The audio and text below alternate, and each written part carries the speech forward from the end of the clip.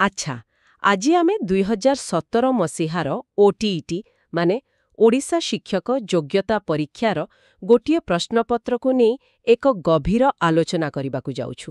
ବିଷୟ ହେଉଛି ଶିଶୁ ବିକାଶ ଏବଂ ଶିକ୍ଷା ବିଜ୍ଞାନ। କିନ୍ତୁ ଆମର ଉଦ୍ଦେଶ୍ୟ କେବଳ 30ଟି ପ୍ରଶ୍ନର ଉତ୍ତର ଜାଣିବା ନୁହେଁ। ଆଦୌ ନୁହେଁ। ଏ ପ୍ରଶ୍ନଗୁଡ଼ିକ ପ୍ରକୃତରେ ଗୋଟେ ଗୋଟେ ଝରକା ବୋଲି। ଆମେ ଏହା ଭିତର ଦେଇ ଶିଶୁର ମନ, ତାର ଶିଖିବାର ପ୍ରକ୍ରିୟା ଏସବୁକୁ ବୁଝିବାକୁ ଚେଷ୍ଟା କରିବା। ଠିକ୍, ତେବେ ଚାଲନ୍ତୁ ଆରମ୍ଭ କରିବା। ପ୍ରଥମ ପ୍ରଶ୍ନଟି ଥର୍ଣ୍ଣଦାଇଙ୍କ ଉପରେ। ପ୍ରଶ୍ନ ହେଉଛି, ସେ ତାଙ୍କ ପରୀକ୍ଷଣ ପାଇଁ କେଉଁ ପଶୁକୁ ବ୍ୟବହାର କରିଥିଲେ? ଏଇଟା ଶୁଣିବାକୁ ତ ବହୁତ ସିଧାସଳଖ ଲାଗୁଛି। ହଁ, ଉତ୍ତରଟା ସରଳ, ବିଲେଇ। କିନ୍ତୁ ଏହା ପଛର କାହାଣୀଟି ମାନେ ବହୁତ ରୋଚକ।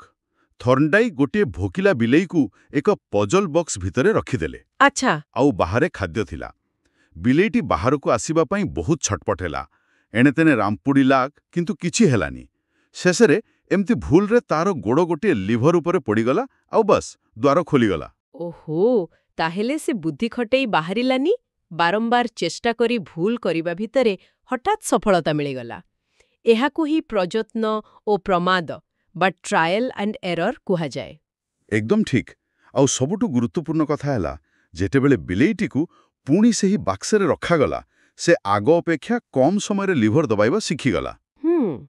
ଏଥିରୁ ହିଁ ଥାର୍ଣ୍ଣଡାଇକ୍ ପ୍ରଭାବର ନିୟମ ବା ଲ ଅଫ୍ ଇଫେକ୍ଟ ବାହାର କଲେ। ମାନେ ଯେଉଁ କାମର ଫଳ ଭଲ ମିଳେ, ଆମେ ସେହି କାମକୁ ବାରମ୍ବାର କରିବାକୁ ଚାହୁଁ। ଆଚ୍ଛା, ଯେମିତି ଶ୍ରେଣୀଗୃହରେ ପିଲାଟିଏ ଭଲ କାମ କଲେ ଆମେ ତାକୁ ପ୍ରଶଂସା କରୁ। ନିଶ୍ଚୟ, ସେଇଟା ସେଇ ବିଲେଇର ଖାଦ୍ୟ ପାଇବା ଭଳି ଏକ ସକାରାତ୍ମକ ଅନୁଭୂତି। ବୁଝିଲି। ତାହେଲେ ଏହା ହେଲା ଅଭିଜ୍ଞତାରୁ ଶିଖିବା। କିନ୍ତୁ କିଛି ଜିନିଷ ତ ବିନା ଅଭିଜ୍ଞତାରେ ବି ହୁଏ। ଯେମିତିକି ଆମର ପରବର୍ତ୍ତୀ ପ୍ରଶ୍ନଟି ଅଛି ପରିପକ୍ୱତା ବା ମ୍ୟାଚୁରେସନ୍ ଉପରେ।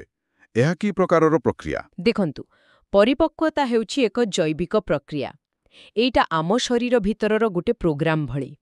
ଯେମିତି ଶିଶୁର ଦାନ୍ତ ଉଠିବା କିମ୍ବା ଚାଲିବା ଶିଖିବା। ହଁ, ଏଥିପାଇଁ ତ କୌଣସି ତାଲିମ ଦରକାର ନାହିଁ, ଆଦୌ ନାହିଁ। ଏହା ସମୟ ସହିତ ଆପେ ଆପେ ହୁଏ। ଆପଣ 6 ମାସରେ ଶିଶୁକୁ ଯେତେ ଚଲେଇବାକୁ ଚେଷ୍ଟା କଲେ ବି ସେ ପାରିବନି, କାରଣ ତାର ମାଂସପେଶୀ ସେଥିପାଇଁ ପରିପକ୍ୱ ହୋଇନଥିବା। ଏଇଟା ଶିକ୍ଷକ ଆଉ ଅଭିଭାବକଙ୍କ ପାଇଁ ବହୁତ ଗୁରୁତ୍ୱପୂର୍ଣ୍ଣ କଥା। ନିଶ୍ଚିତ ଭାବରେ। ତ ଆମେ ଅଭିଜ୍ଞତାରୁ ଶିଖୁ ଏବଂ ସମୟ ସହ ପରିପକ୍ୱ ହେଉ। କିନ୍ତୁ ଯେତେବେଳେ ଗୋଟିଏ ଜାଗାରେ ଶିଖିଥିବା ଜ୍ଞାନ ଆଉ ଗୋଟିଏ ଜାଗାରେ କାମରେ ଆସେ, ତାକୁ କ'ଣ କହନ୍ତି? ଏହା ଆମର ତୃତୀୟ ପ୍ରଶ୍ନ। ତାଲିମର ସ୍ଥାନାନ୍ତରଣ। ଆଉ ଏହା ଅନୁବନ୍ଧନ ବା କଣ୍ଡିସନିଂ ସହିତ ଜଡ଼ିତ। ମାନେ ପୂର୍ବ ଜ୍ଞାନକୁ ନୂଆ ପରିସ୍ଥିତିରେ ପ୍ରୟୋଗ କରିବା। ହଁ, ଯେମିତି ଗୋଟେ ଶିଶୁ କୁକୁରକୁ ଦେଖି ଡରିବା ଶିଖିଗଲେ, ପରେ ସେ ଅନ୍ୟ ଛୋଟ ପଶୁଙ୍କୁ ଦେଖି ବି ଡରିପାରେ। ଏହାକୁ ଉଦ୍ଦୀପକ ସାଧାରଣୀକରଣ କୁହାଯାଏ। କିନ୍ତୁ ଏହାର ଭଲ ଦିଗ ବି ଅଛି ନା? ଅଛି ତ। ଯେମିତି ସାଇକେଲ ଚଳାଇବା ଶିଖିଥିବା ଲୋକକୁ ସ୍କୁଟର ଚଳାଇବା ଟିକେ ସହଜ ଲାଗେ। ଶିକ୍ଷାର ମୂଳ ଉଦ୍ଦେଶ୍ୟ ହିଁ ଏଇଆ, ଶ୍ରେଣୀଗୃହର ଜ୍ଞାନ ବାସ୍ତବ ଜୀବନରେ କାମରେ ଆସୁ। ବହୁତ ଭଲ କଥା। ଏବେ ଚତୁର୍ଥ ପ୍ରଶ୍ନକୁ ଆସିବା, ଯାହା ଦକ୍ଷତା ଭିତ୍ତିକ ଶିକ୍ଷଣ ବା ମାଷ୍ଟରୀ ଲର୍ଣ୍ଣିଂ ବିଷୟରେ। ଏହା ଅନୁଯାୟୀ ସବୁ ପିଲାଙ୍କ ପାଇଁ ସମାନ ଶିକ୍ଷଣ ଉଦ୍ଦେଶ୍ୟ ରହିବା ଉଚିତ। ଠିକ୍ ସମୟ ଆଉ ସାହାଯ୍ୟ ଦରକାର। କିଏ ଶୀଘ୍ର ଶିଖେ ତ କିଏ ଟିକେ ଧୀରେ। କିନ୍ତୁ ଗୋଟେ 40 ଜଣିଆ କ୍ଲାସରେ ଏଟା କେତେ ସମ୍ଭବ? ଜଣେ ଶିକ୍ଷକ କେମିତି ସମସ୍ତଙ୍କୁ ଅଲଗା ଅଲଗା ସମୟ ଦେଇପାରିବେ? ଏଇଟା ହିଁ ସବୁଠୁ ବଡ଼ ଚ୍ୟାଲେଞ୍ଜ। ସେଥିପାଇଁ ତ ଆଜିକାଲି ଛୋଟ ଛୋଟ ଦଳରେ କାମ କରିବା, ପିଲାମାନେ ପରସ୍ପରକୁ ଶିଖାଇବା, ଏସବୁ ଉପରେ ଗୁରୁତ୍ୱ ଦିଆଯାଉଛି। ବୁଝିଲି। ଆମେ ଶିଖିବା ବିଷୟରେ କଥା ହେଉଛେ, କିନ୍ତୁ କିଏ ଶିଖୁଛି ତାର ବ୍ୟକ୍ତିତ୍ୱ ବି ଗୁରୁତ୍ୱପୂର୍ଣ୍ଣ। ପଞ୍ଚମ ପ୍ରଶ୍ନଟି ବହୁତ ମଜାଦାର। ପର୍ସନାଲିଟି ଶବ୍ଦଟିର ମୂଳ କେଉଁଠି? ଏହା ଲାଟିନ୍ ଶବ୍ଦ ପର୍ସନାରୁ ଆସିଛି। ଆଉ ଜାଣିଛନ୍ତି, ଏହାର ଅର୍ଥ ହେଉଛି ମୁଖା। ମୁଖା। ହଁ, ପୁରୁଣା ରୋମାନ ଥିଏଟରରେ ଅଭିନେତାମାନେ ଅଲଗା ଅଲଗା ଚରିତ୍ର ପାଇଁ ଭିନ୍ନ ଭିନ୍ନ ମୁଖା ପିନ୍ଧୁଥିଲେ। ବାଃ, ତାହେଲେ ଆମ ବ୍ୟକ୍ତିତ୍ୱକୁ ପ୍ରଥମେ ଆମେ ଦୁନିଆକୁ ଦେଖାଉଥିବା ଏକ ମୁଖା ଭାବରେ ଦେଖାଯାଉଥିଲା। ଏହା ତ ବହୁତ ଗଭୀର କଥା। ନିଶ୍ଚିତ। ତେବେ ଏହି ଯୋଗାଯୋଗର ସାଧାରଣ ମାଧ୍ୟମ ଯେତେବେଳେ କାମ କରେନି, ସେତେବେଳେ କ'ଣ ହୁଏ? ଏହା ଆମକୁ ଷଷ୍ଠ ପ୍ରଶ୍ନକୁ ନେଇଯାଉଛି, ସାଙ୍କେତିକ ଭାଷା ବିଷୟରେ। ଏହା ତ ଶ୍ରବଣ ବାଧିତ ଶିଶୁଙ୍କ ପାଇଁ। ଏକଦମ। ଆଉ ସେମାନଙ୍କୁ ସାହାଯ୍ୟ କରିବା ପାଇଁ ସ୍ୱତନ୍ତ୍ର ଶିକ୍ଷକ ଦରକାର। ସପ୍ତମ ପ୍ରଶ୍ନଟି ସେହି ବିଷୟରେ। ଦିବ୍ୟାଙ୍ଗ ଶିକ୍ଷାର୍ଥୀଙ୍କୁ ପଢ଼ାଇବା ପାଇଁ ଯେଉଁ ଶିକ୍ଷକ ନିଯୁକ୍ତ ହୁଅନ୍ତି, ସେମାନେ ହେଉଛନ୍ତି ସମ୍ବଳ ଶିକ୍ଷକ, ରିସୋର୍ସ ଟିଚର। ଆଚ୍ଛା, ଆମେ ବିଶେଷ ଆବଶ୍ୟକତା ବିଷୟରେ କଥା ହେଉଛେ।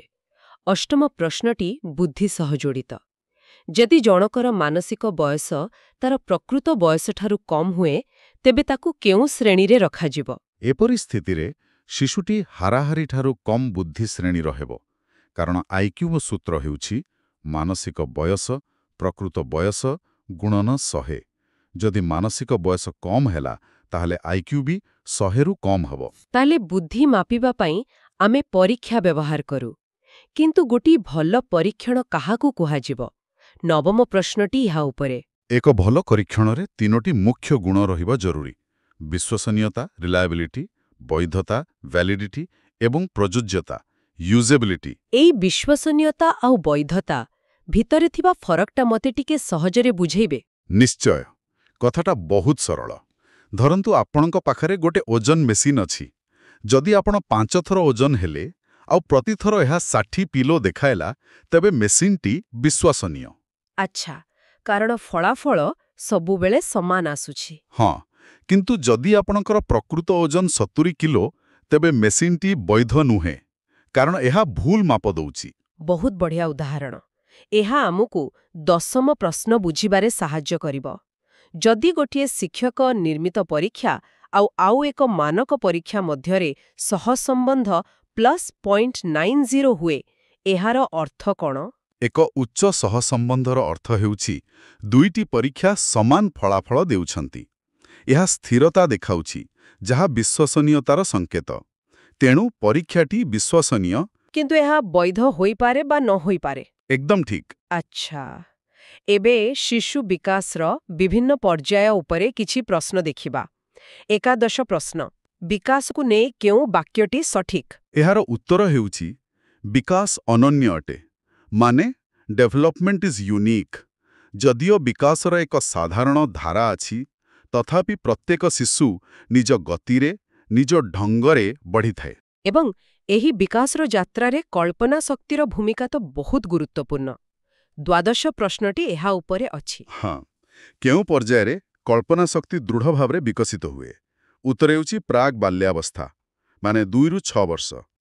ଏହି ସମୟରେ ପିଲାମାନେ କାଳ୍ପନିକ ଖେଳରେ ପୁରା ବୁଡ଼ି ରହନ୍ତି। ସେମାନେ କାଠିକୁ ଘୋଡ଼ା ଭାବି ଚଢ଼ନ୍ତି, କଣ୍ଢେଇ ସହ କଥା ହୁଅନ୍ତି। ହଁ, ଏହା ସେମାନଙ୍କର ସୃଜନଶୀଳତାର ଆଧାର। ଠିକ୍। ଏବେ ଏକ ସିଧାସଳଖ ତଥ୍ୟଭିତ୍ତିକ ପ୍ରଶ୍ନ।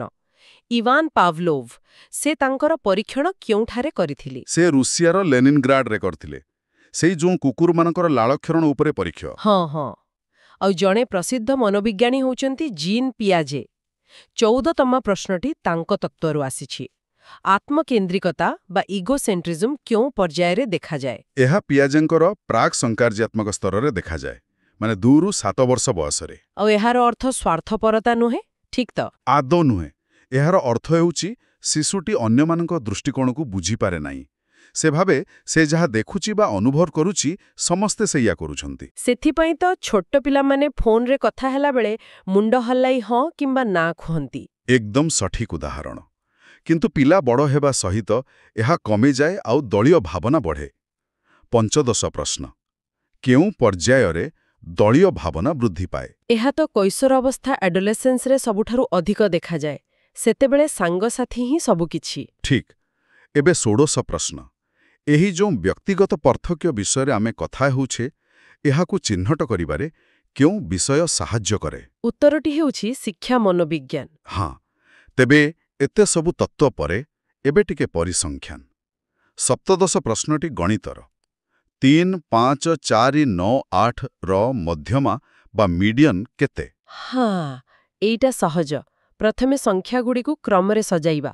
3, 4, 5, 8, 9। ମଝିରେ 5 ଅଛି, ତେଣୁ ମଧ୍ୟମ ହେଉଛି 5। ବଢ଼ିଆ।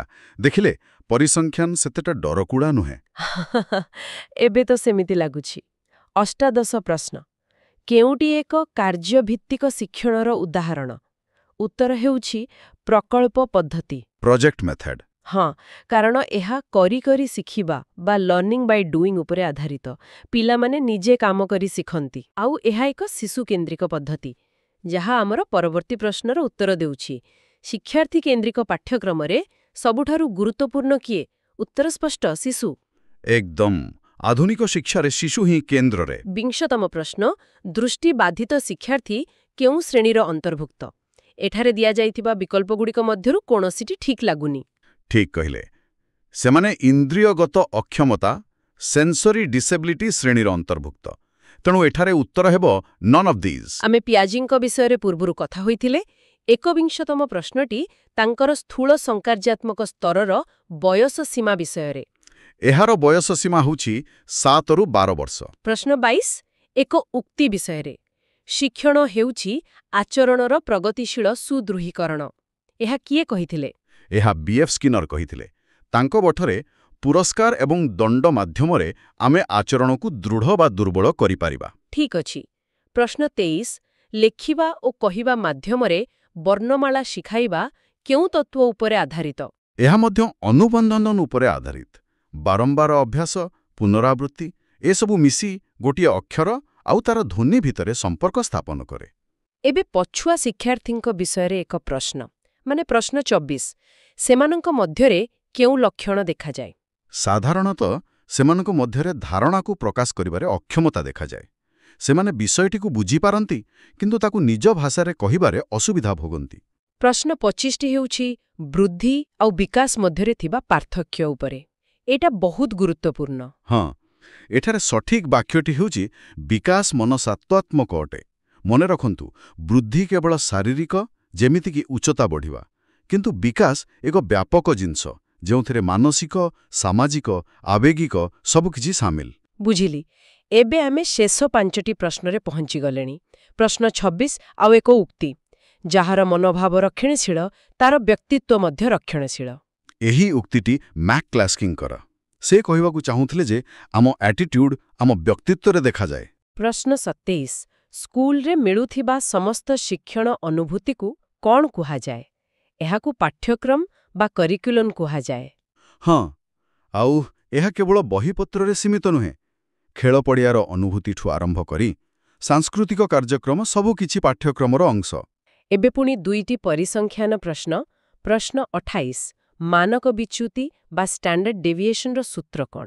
ଅଣବର୍ଗୀକୃତ ତଥ୍ୟ ପାଇଁ ସଠିକ୍ ସୂତ୍ର ହେଉଛି √σx²n। ଆଉ ପ୍ରଶ୍ନ 29 ଆଉ ଏକ ଆଇକ୍ୟୁ ଗଣିତ।